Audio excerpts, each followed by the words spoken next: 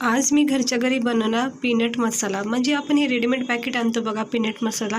त्यासाठी आपल्याला 1 वाटी शेंगदाणे घ्यायचे आहेत. त्याला अगोदर स्वच्छ पाण्याने धुवून घ्यायचं आहे. 2-3 पाण्याने स्वच्छ धुवून घ्यायचे.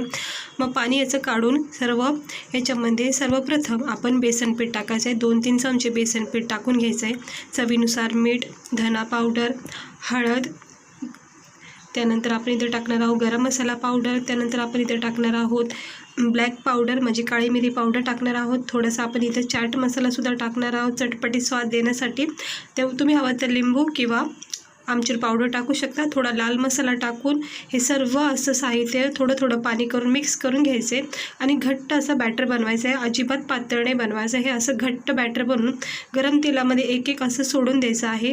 छान असं थोडा वेळ फ्राय झालं की मस्त क्रिस्पी कुरकुरीत असा पीनट मसाला तयार होतो. नमकीन असा स्नॅक्ससाठी खूप छान आहे. आवडला असेल तर नक्की लाईक शेअर करा.